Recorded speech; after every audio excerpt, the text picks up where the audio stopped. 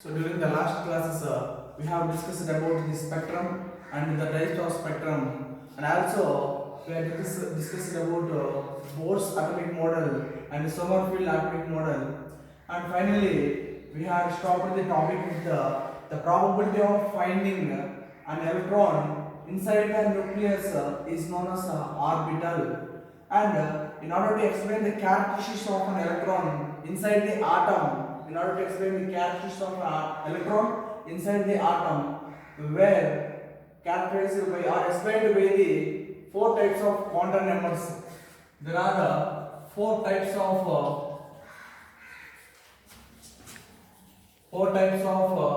quantum numbers. These quantum numbers are principal quantum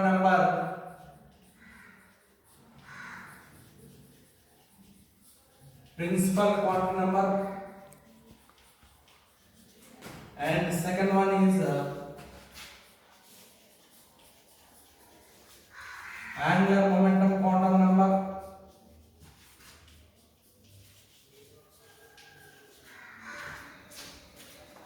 third one is magnetic quantum number,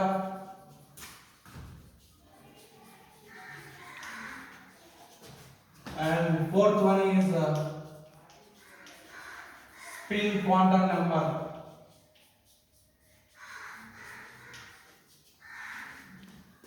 ఒక ఆటంలో ఉండేటువంటి nucleus చుట్టూ కలిగినటువంటి ప్రదేశంలో ఆ ఎలక్ట్రాన్ యొక్క లక్షణాలు తెలియజేయడం కోసము ఒక 4 క్వాంటమ్ నంబర్స్ ఇంట్రడ్యూస్ చేశారు. ఆ 4 క్వాంటమ్ నంబర్స్ లో మొట్టమొదటిది ప్రిన్సిపల్ క్వాంటమ్ నంబర్ అయితే, రెండవది angular momentum quantum number, and third one వచ్చేసి magnetic quantum number, and fourth one వచ్చేసి స్పిన్ క్వాంటమ్ నంబర్. సో ఈ 4 క్వాంటమ్ నంబర్స్ గురించి మనం మెల్లమెల్లగా తెలుసుకుందాము. So first we are going to discuss about principal quantum number.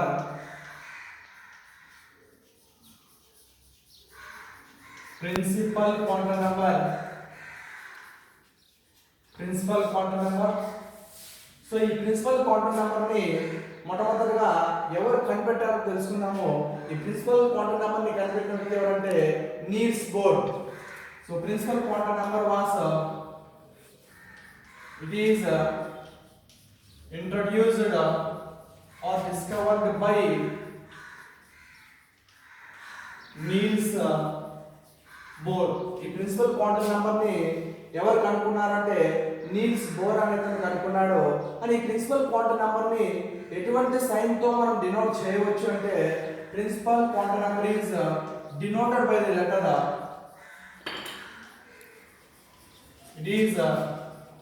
denoted by the letter small m. Principal quantum number అని కనిపెట్టింది Niels bore అయితే, దాన్ని మనం ఏ సింబల్ తో చూపించవచ్చు అంటే స్మాల్ n తో ఇండికేట్ చేయవచ్చు అని చెప్తున్నారు. మరి ఈ ప్రిన్సిపల్ క్వాంటమ్ నెంబర్ కి ఆ యొక్క ఆటంలో ఉన్నటువంటి ఎలక్ట్రాన్స్ కి ఒక రిలేషన్ ఏంటంటే, ఈ ప్రిన్సిపల్ క్వాంటమ్ నెంబర్ అనేది ఉపయోగించి సైజ్ ఆఫ్ ది షెల్ కానీ ఎనర్జీ ఆఫ్ ది షెల్ కానీ మనము కనుక్కోవచ్చు అని చెప్పొచ్చు.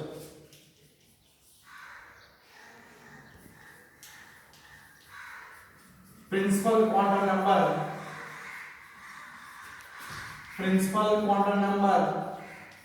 is related to the size and energy of main shell. Principal quantum number is used to, or it is related to the size and energy of the shell and main shell. So ఆ తర్వాత ఇక్కడ మనం ఈ principal quantum number ని cap and small n తో represent చేస్తామని చెప్పినాము. ఈ ప్రిన్సిపల్ క్వాంటమ్ నెంబర్ అనేది కొన్ని పాజిటివ్ ఇంటిజర్ వాల్యూస్ కలిగి ఉంటుంది. ఆ పాజిటివ్ ఇంటిజర్ వాల్యూస్ అనేవి ఏమిటి అంటే, it has positive integer values from n is equal to 1 2 3 and so on. So ఇది మన ప్రిన్సిపల్ క్వాంటమ్ నెంబర్ గురించి తెలుసుకోవచ్చు. మరి ఈ ప్రిన్సిపల్ క్వాంటమ్ నెంబర్ అనేది సైజ్ అండ్ ఎనర్జీని తెలియజేస్తుందని చెప్పినాను కదా. So from the Bohr's orbit model మనకు తెలిసింది ఏంటంటే ఒక ఆటం తీసుకున్నట్లయితే ఆటం అనేది స్పెరికల్ షేప్ లో కలిగి ఉన్నట్లయితే ఆటం కి సెంటర్ లో when the mass of the atom is said to be concentrated is known as a neutron nucleus in which neutrons and protons are said to be exist అని చెప్పుకోవచ్చు.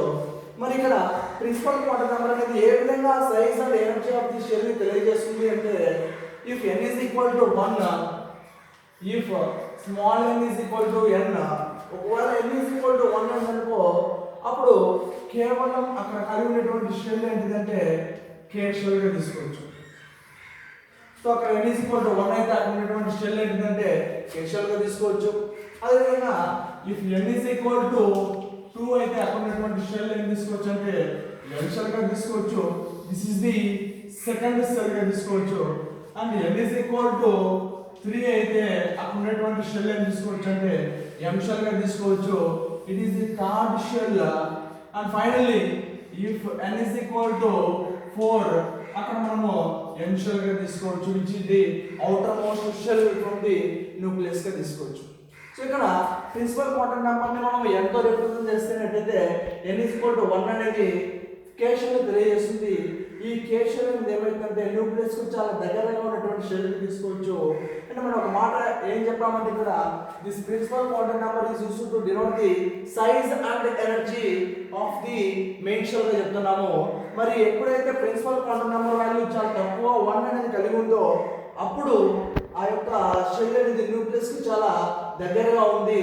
మరి అదే విధంగా చాలా స్మాల్ గా కలిగి ఉందని చెప్పుకోవచ్చు.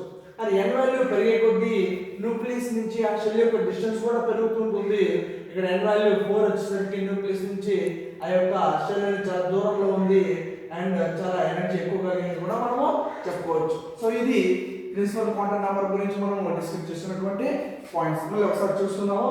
సో ఈ ప్రిన్సిపల్ క్వాంటం నెంబర్ ని ఎవరు ఇంట్రడ్యూస్ చేస్తారంటే ఆ యొక్క నీల్స్ బోర్ గా చెప్పుకోవచ్చు. మరియు ఆ యొక్క ప్రిన్సిపల్ క్వాంటం నెంబర్ ని మనం ఏ సింబల్ తో చూపిస్తాము అంటే n అనేటువంటి స్మాల్ n అనేటువంటి సింబల్ తో చూపిస్తాము. మరి ఈ ప్రిన్సిపల్ క్వాంటం నెంబర్ అనేది ముఖ్యంగా దేనికి ఉపయోగపడుతుంది లేకపోతే దేనికి సంబంధించి ఉంటుంది అంటే ఒక ఆటంలో న్యూక్లియస్ చుట్టూ ఉండేటువంటి షెల్స్ అనేటివి ఎంత సైజ్ కలిగి ఉన్నాయి ఎంత ఎనర్జీని కలిగి ఉన్నాయి తెలిసే దానికోసం మనం ప్రిన్సిపల్ క్వాంటం నెంబర్ ఉపయోగిస్తాము. మరి ఆ సైజ్ ని ఎనర్జీని ఎస్టిమేట్ చేయాలంటే principal quantum number values n is equal to 1 n is equal to 2 3 4 అయితే అని చెప్పొచ్చు. వాళ్ళ principal quantum number n value 1 అయితే అది k షెల్ కి సంబంధించింది, n వాల్యూ 2 అయితే l షెల్ కి సంబంధించింది, అండ్ n వాల్యూ 3 అయితే m షెల్ కి సంబంధించింది, అండ్ n వాల్యూ 4 అయితే అది n షెల్ కి సంబంధించి చెప్పొచ్చు. ఇక్కడ గమనించాల్సినటువంటి మెయిన్ మాట ఏంటంటే ఈ principal quantum number n value పెరిగే కొద్దీ ఆ యొక్క షెల్ యొక్క ఎనర్జీ కూడా పెరుగుతుంది, సైజ్ కూడా పెరుగుతుంది అని చెప్పొచ్చు. అండ్ ఫైనల్లీ ఈ ప్రిన్సిపల్ క్వాంటం నెంబర్ అనేది ఎన్ని వాల్యూస్ కలిగి ఉంటుంది అంటే పాజిటివ్ ఇంటిజర్ వాల్యూస్ కలిగి ఉంటుంది. ఆ పాజిటివ్ ఇంటిజర్ వాల్యూస్ ని మనం ఏం చెప్పుకోవచ్చు అంటే n is equal to 1 2 3 అనేటువంటి పాజిటివ్ వాల్యూస్ కలిగి ఉంటుందని మనము ప్రిన్సిపల్ క్వాంటం నెంబర్ గురించి చెప్పుకోవచ్చు. So after principal quantum number, the next second quantum number is angular momentum quantum number. Angular momentum quantum number. So firstly, this angular momentum quantum number is introduced by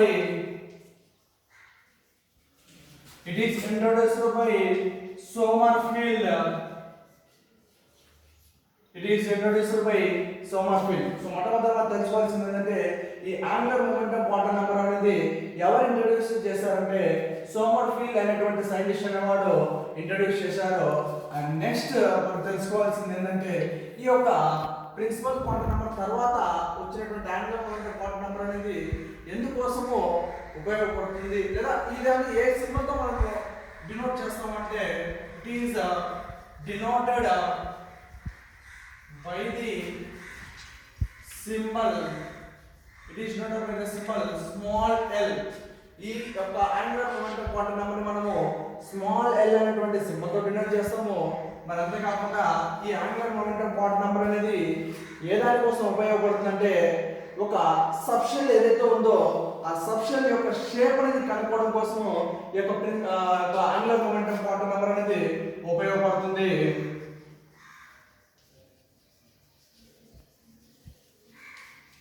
angular momentum quantum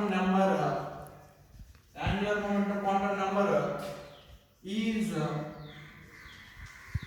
used to find the shape of particular subshell. ఈ angular momentum quantum number అనేది ఒక subshells అనే యొక్క shape ని కనుక్కోవడం కోసము ఉపయోగపడుతుందని చెప్పొచ్చు. మరి అదేవిధంగా ఈ యొక్క యాంగులర్ మొమెంటం క్వాంటం నంబర్ అనేది ఎటువంటి వాల్యూస్ కలిగి ఉంటాయంటే it has values from 0 to n-1 అనేటువంటి వాల్యూస్ కలిగి ఉంటుందని చెప్పారు. సో ఇక్కడ మనం చెప్పింది ఏంటంటే ఈ యొక్క యాంగులర్ మొమెంటం క్వాంటం నంబర్ ఎందుకు ఉపయోగపడుతుందంటే shape of the particular subshells కనుక్కోవడానికి ఉపయోగపడుతుందని చెప్పినాము.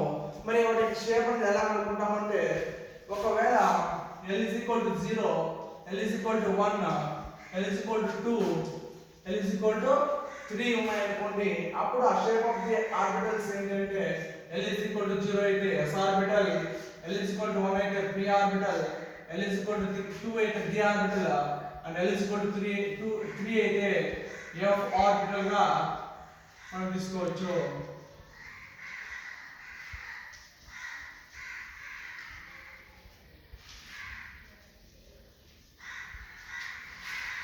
So based on the L values, L is equal to 0, L is equal to 1, L is equal to 2 and L is equal to 3, we can find the shape of the orbital. I mean s orbital, p orbital, d orbital and f orbital. How can we calculate the shape of the orbital ante based on the principal quantum number values. Principal quantum number values, if n is equal to 1, then we will calculate the L value. Then L is calculated based on L is equal to n-1 formula. If n is equal to 1, then L is equal to 1 minus 1, it is equal to 0. If L is equal to 0, we can say that it is the s orbital. If L is equal to 0, we can say it is a s orbital. And next, if n is equal to 2, then L is equal to n minus 1, then L is equal to 2 minus 1, it is equal to 1. So L is equal to 1 వస్తే a orbital తీసుకోవచ్చు, p orbital మనము తీసుకోవచ్చు. Similarly, if n is equal to 3, we can get d orbital, and n is equal to, if n is equal to 4, we can get f orbital. So ఈ విధంగా మనము ఒక angular momentum quantum number అనేది L అనేది ఉపయోగించి మనం shape of the particular subshell ని మనం కనుక్కోవచ్చు అని చెప్పవచ్చు. సో ఒకసారి మళ్ళీ ఈ యాంగులర్ మొమెంటం క్వాంటం నంబర్ గురించి డిస్కస్ చేద్దాము. సో ఈ యాంగులర్ మొమెంటం క్వాంటం నంబర్ అనేది మొట్టమొదటిగా సోమర్ఫీల్డ్ అనే అతను ఇంట్రొడ్యూస్ చేశారు. మరి ఈ యాంగులర్ మొమెంటం క్వాంటం నంబర్ అనేది ఎటువంటి సైన్ తో మనము డినోట్ చేస్తామంటే స్మాల్ l అనేటువంటి సైన్ తో డినోట్ చేస్తాము. ఈ యాంగులర్ మొమెంటం క్వాంటం నంబర్ ని ఉపయోగించి మనం ఏం కనుక్కోవచ్చు అంటే ఒక పర్టికులర్ సబ్షెల్ యొక్క షేప్ ని మనం కనుక్కోవచ్చు. మరి యాంగులర్ మొమెంటం క్వాంటం నంబర్ అనేది ఎటువంటి వాల్యూస్ కలిగి ఉంటుంది అంటే 0 నుంచి n-1 అనేటువంటి విలువలు కలిగి ఉంటుంది. మరి యాంగులర్ మొమెంటం క్వాంటం నంబర్ ని ఉపయోగించి మనము షేప్ ఆఫ్ ది ఆర్బిటల్స్ కనుక్కోవచ్చు, షేప్ ఆఫ్ ది సబ్షెల్స్ కనుక్కోవచ్చు అని చెప్పారు కదా. ఏ విధంగా అంటే ముందు చెప్పినటువంటి ప్రిన్సిపల్ క్వాంటం నంబర్ యొక్క వాల్యూస్ ఏవైతే ఉన్నాయో n is equal to 1 గాని, n is equal to 2 గాని, n is equal to 3 గాని, n is equal to 4 గాని, ప్రతి ఒక్క principal quantum number n value ఏదైతే ఉందో దాని నుంచి ఒక సబ్షెల్ యొక్క వాల్యూని మనం కనుక్కోవచ్చు. If n is equal to 1 అయితే అక్కడ సబ్షెల్ యొక్క వాల్యూ ఏమవుతుంది, 0 వస్తుంది. ఫ్రమ్ L is equal to n minus 1 ఫార్ములా, అప్పుడు మనకు వచ్చేటువంటి ఆర్బిటల్ ఏంటిదంటే s ఆర్బిటల్ వస్తుంది. If n is equal to 2 అయితే principal quantum number value, then angular momentum quantum number యొక్క వాల్యూ వచ్చేసి L is equal to 1 అవుతుంది. అప్పుడు వచ్చేటువంటి ఆర్బిటల్ ఏంటిదంటే p ఆర్బిటల్. ఇఫ్ ఒకవేళ ప్రిన్సిపల్ క్వాంటం నెంబర్ యొక్క వాల్యూ అనేది n is equal to 3 అయితే అప్పుడు L is equal to 2 వస్తుంది. అక్కడ వచ్చేటువంటి ఆర్బిటల్ ఏంటంటే t orbital. If n is equal to 4 అయితే అక్కడ వచ్చేటువంటి angular momentum quantum number L is equal to ఏమైతుందంటే 3 వస్తుంది. అక్కడ మనం చెప్పాల్సినటువంటి ఆర్బిటల్ ఏంటంటే f ఆర్బిటల్. ఒకవేళ మనం ఇక్కడ గుర్తుపెట్టుకోవాల్సింది ఏంటంటే యాంగులర్ మొమెంటం క్వాంటం నెంబర్ అనేది ప్రతి ఒక్క n వాల్యూకి ఒక సపరేట్ L వాల్యూ అనేది వస్తుంది మనకు అని చెప్పుకోవచ్చు. సో ఈ విధంగా మనం ఏం చెప్పొచ్చు అంటే యాంగులర్ మొమెంటం క్వాంటం నెంబర్ ని డిస్కస్ చేసుకోవచ్చు. So after discussing about the principal quantum number and angular momentum quantum number, so the next topic we should discuss is magnetic quantum number. Magnetic quantum number. So first we shall know about who had introduced the magnetic quantum number. This magnetic quantum number is introduced by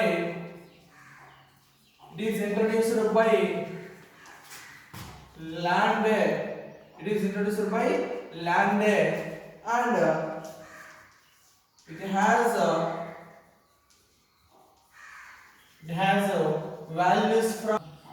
values from minus L to plus L, including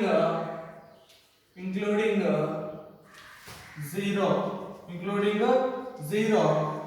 అంటే ఈ యొక్క magnetic quantum number ని ఎవరు కనిపెట్టారంటే లాండే అనేటువంటి scientist కనిపెట్టాడు. అదేవిధంగా ఈ magnetic quantum number ని ఎటువంటి సైన్ తో డినోట్ చేయొచ్చు అంటే it is denoted by m suffix l. m suffix l తో మనము ఈ యొక్క మ్యాగ్నెటిక్ క్వాంటం నెంబర్ ని డినోట్ చేయవచ్చు. అంతేకాకుండా ఈ యొక్క మ్యాగ్నెటిక్ క్వాంటం నెంబర్ అనేది ఎక్కడి నుంచి ఎక్కడ వరకు వాల్యూస్ కలిగి ఉంటుందంటే మైనస్ L నుంచి ప్లస్ L వరకు వాల్యూస్ కలిగి ఉంటుంది. అంతేకాకుండా 0 కూడా ఉంటుంది ఆ యొక్క వాల్యూస్ అని చెప్పొచ్చు. సో దాన్ని బట్టి మనం ఏం చెప్పొచ్చు అంటే మైనస్ L, 0, ప్లస్ L గా తీసుకోవచ్చు. సో నెక్స్ట్ ఈ యొక్క మ్యాగ్నెటిక్ క్వాంటం నెంబర్ అనేది ఆ ఆటంలో ఉన్నటువంటి ఎలక్ట్రాన్స్ ఏ విధంగా లింక్ అయింది, లేదా ఈ మ్యాగ్నెటిక్ క్వాంటం నెంబర్ మనం ఏ విధంగా ఉపయోగిస్తాము అంటే so it is used to find the orientation or position of orbits గా చెప్పవచ్చు. సో ఇక్కడ ఇది మ్యాగ్నెటిక్ క్వాంటం నెంబర్ గురించి మనం తెలుసుకున్నట్లయితే ఈ మ్యాగ్నెటిక్ క్వాంటం నెంబర్ ని ల్యాండ్ అనేటువంటి ఒకరు ఇంట్రొడ్యూస్ చేశారు. ఈ మ్యాగ్నెటిక్ క్వాంటం నెంబర్ ని ఏ విలువలు కలిగి ఉంటాయంటే మైనస్ L నుంచి ప్లస్ L వరకు వాల్యూస్ కలిగి ఉంటుంది. వాటితో పాటుగా 0 అనేది కలిగి ఉంటుంది. So minus L, 0, plus L గా మనం చెప్పుకోవచ్చు. ఈ మ్యాగ్నెటిక్ క్వాంటం నెంబర్ ని మనము m సఫిక్స్ L అనేటువంటి సింబల్ తో డినోట్ చేయొచ్చు.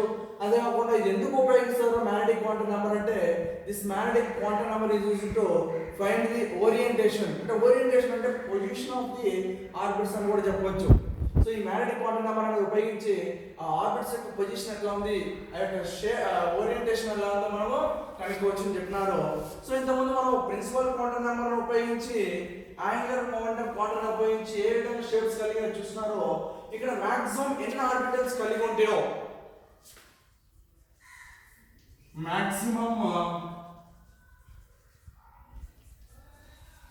maximum number of orbitals in an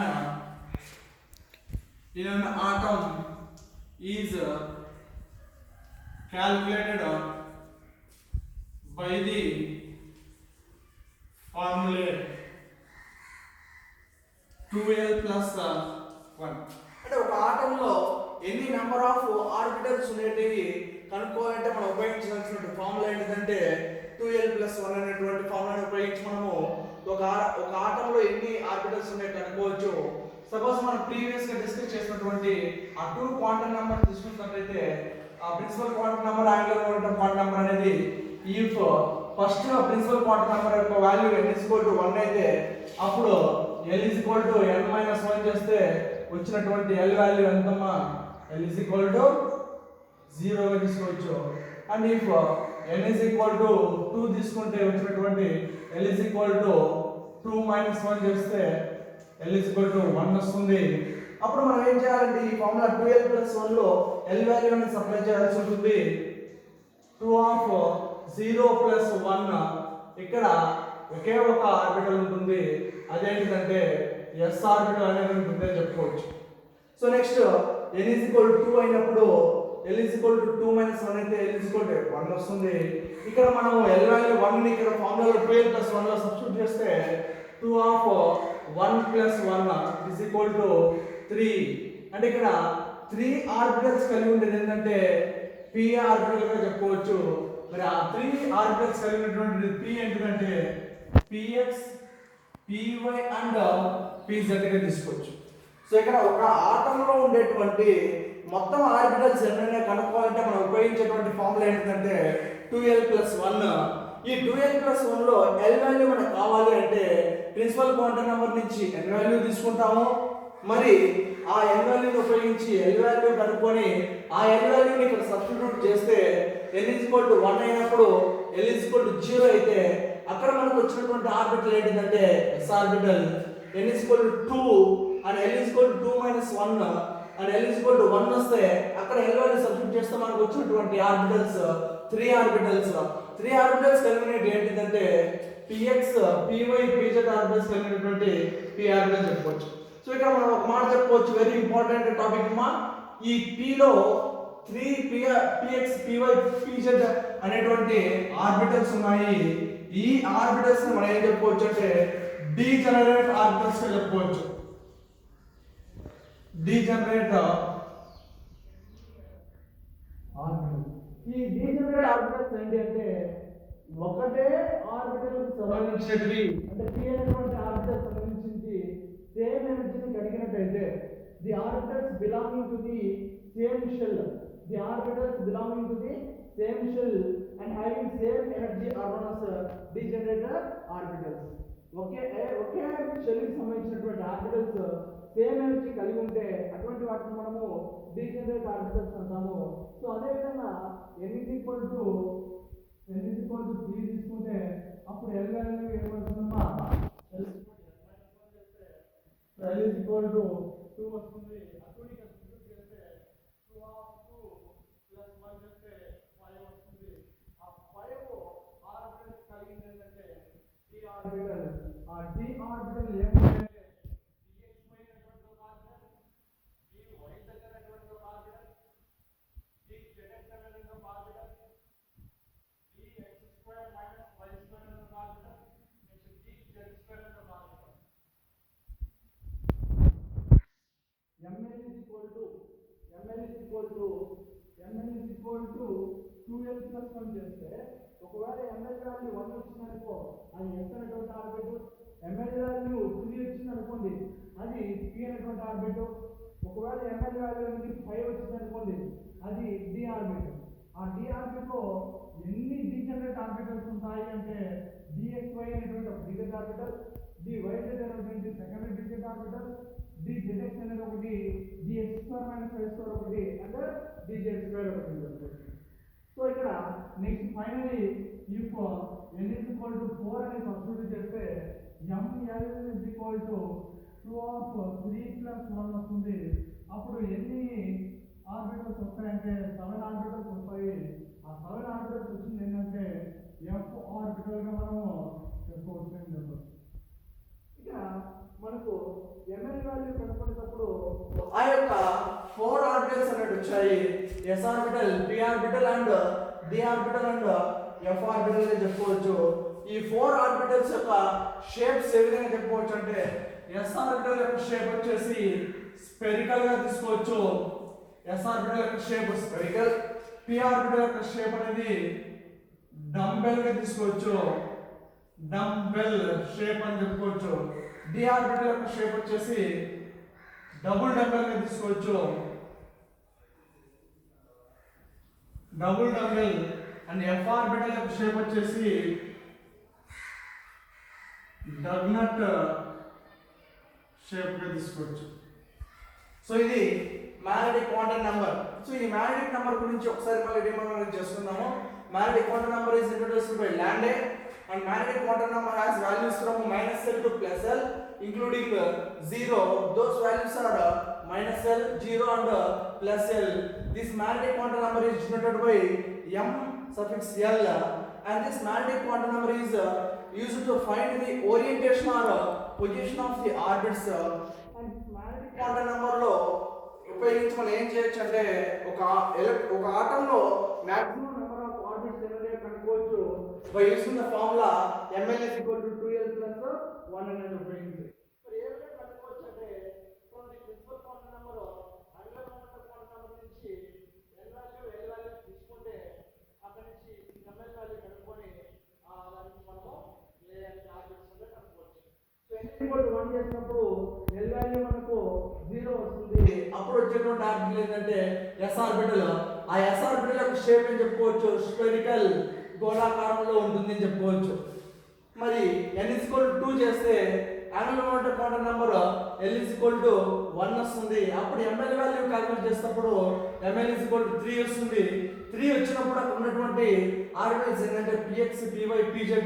ఆ p ఆర్బిటల్ యొక్క షేప్ ఏం తీసుకోవచ్చు అంటే మనము ఆ డంబెల్ షేప్ లో తీసుకోవచ్చు. p ఆర్బిటల్ యొక్క shape dumbbell shape.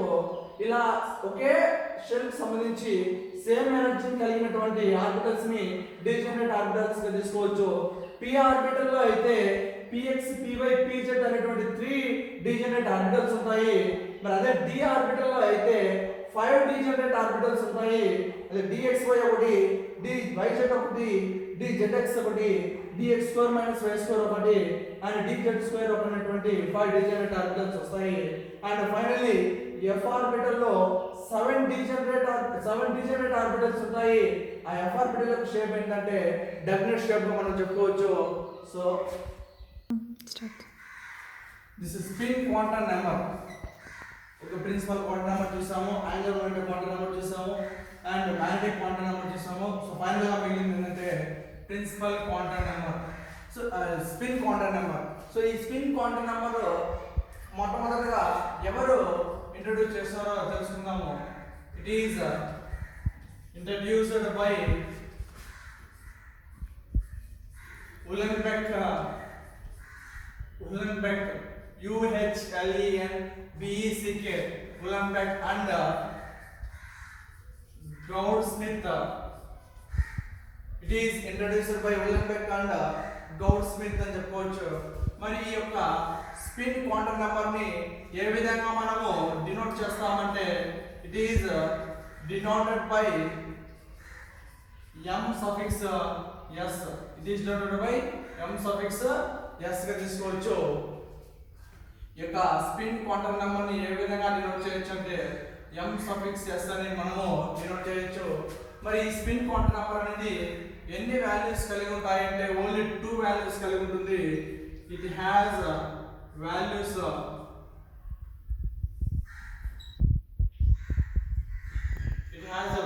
from plus 1/2 to minus plus 1/2 and minus 1/2. It has only 2 possible values. They are plus 1/2 and minus 1/2. ఈ యొక్క పాసిబుల్ వాల్యూస్ అనేవి ప్లస్ 1/2 అనేది మైనస్ 1/2 అనేది ఎందుకు ఉపయోగపడతాయి అంటే